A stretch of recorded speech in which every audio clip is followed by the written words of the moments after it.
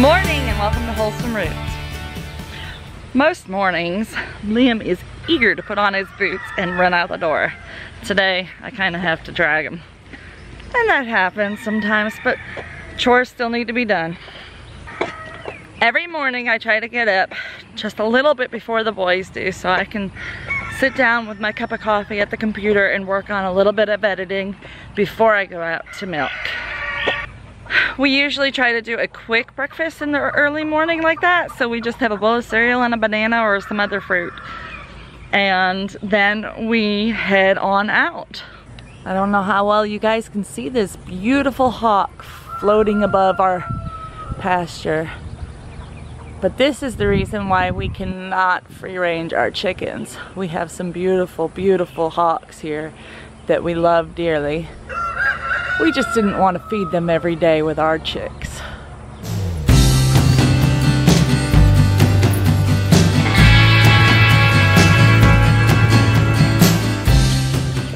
Well, good morning. Things are looking much better in you guys. You look perkier and healthier. I don't see anybody looking droopy or half dead.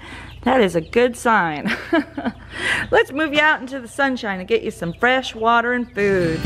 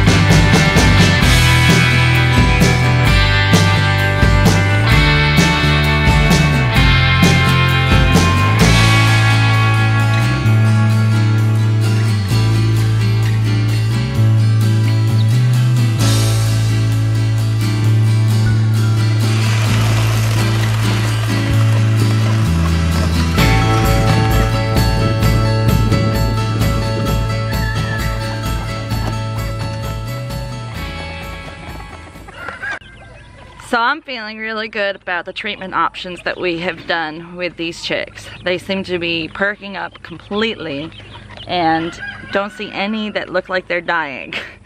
So that is a good sign. So this is me feeling very confident about my natural treatments for this coccidiosis. Coccidiosis, however you want to pronounce it. They seem to enjoy the food with the herbs on it, and they seem to enjoy the water with the special ingredients in it as well. So they're getting a lot of good stuff in their system to give them an extra immune boosting power. So after pulling the ducks out and the chicks out into the sunshine for the day, now I can go and feed and milk the goats. So no, Fluffernutter. Even though Fluffernutter is 3 months old and doesn't need a bottle anymore, he still wants it. So we're kind of like the self-led weaning type in this household. So as long as he still wants a bottle in the morning and at night, we're gonna keep doing it for at least a couple more months if he wants it. There's no reason not to. It's gonna help improve his growth, and this delicious goat milk is gonna make his immune system strong and healthy boy. And that's what we want in a herd sire, is a very healthy start. Bless you. Bless you, Eugene. You're not supposed to eat your hay through your nose. Bo is biting on my finger that's holding the camera, so sorry for the jerking. He does that as love nibbles. Right, Bo? This is, say, I was supposed to be the herd sire, Mama. You sweet boy. You can be the herd sire for your unrelated girls. We just have too many of your sisters. Yeah. So we'll keep you. You're sweet. My first beautiful girl up on the milk stand is Fancy Girl. So she's gonna get her breakfast on the milk stand from now on, even if she doesn't need to be milked out. We are currently only milking out if she needs it, which that's a little lopsided, but it's not hot and it's not tight. So I'm gonna just let the baby regulate that. And we are checking her for any new signs of new diarrhea. She has a lot from yesterday that dried up on her tail, but looking good. So she might not have diarrhea anymore, but I have just received my activated charcoal from Amazon. So I mixed a tablespoon with a pint of water, and I'm gonna put it in a syringe and squirt it in the back of her throat so she will swallow it. And that should help any leftover diarrhea so that she doesn't get dehydrated. We don't want our baby suffering. My Willow girl gave me a good amount of milk. Looks like about a quart, and she still has plenty left for her baby. And then we have Shady Girl, who has forgotten how to use the milk stanchion. She keeps going on that side, and it's so hard to push her head back and into the proper spot that I just leave her like that because she's so good on the milk stand. I can just milk her like that and she doesn't try to get down or anything. Look at that udder though. Oh, she is looking so good production wise. I mean, that's nice. So I'm gonna get a lot out of her, and that's without even separating the babies.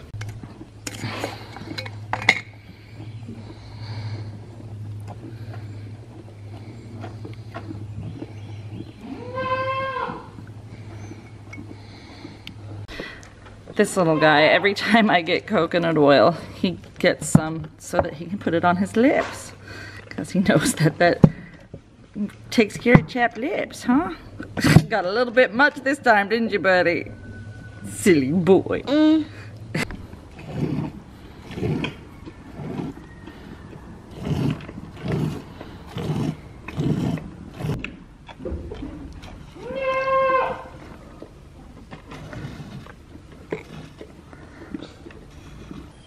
Well, I'd say that that's not too bad for two mamas with babies on them, not separated.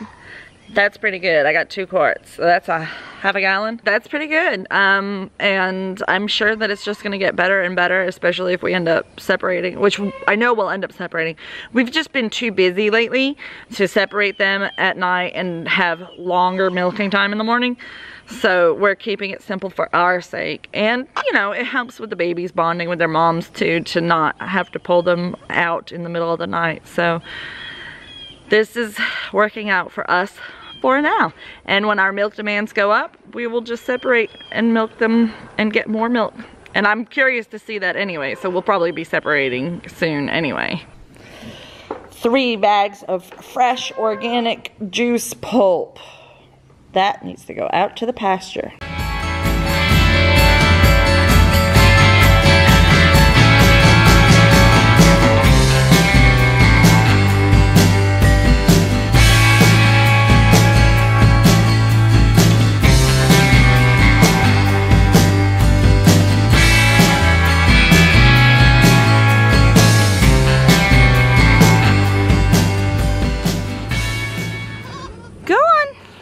I'll push Fancy.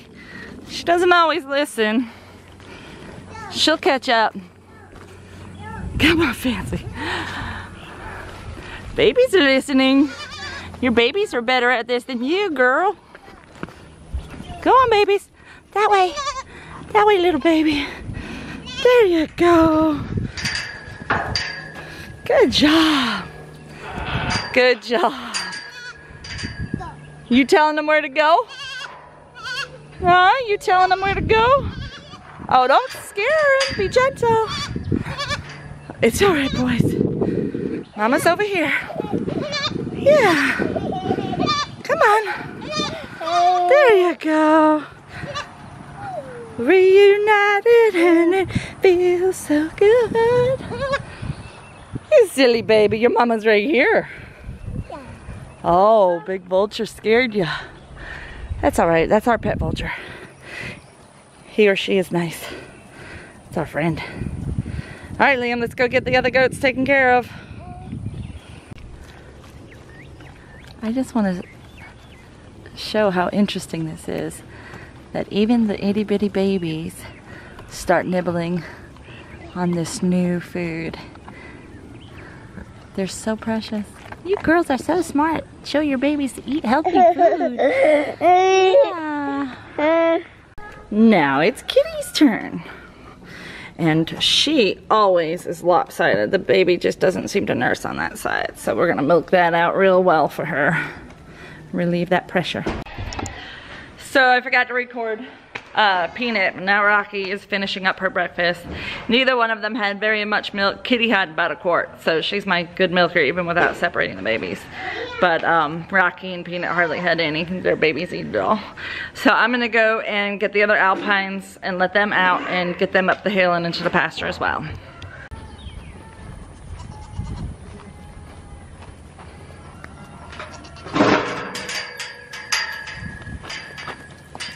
No, fancy girl, you can't come out.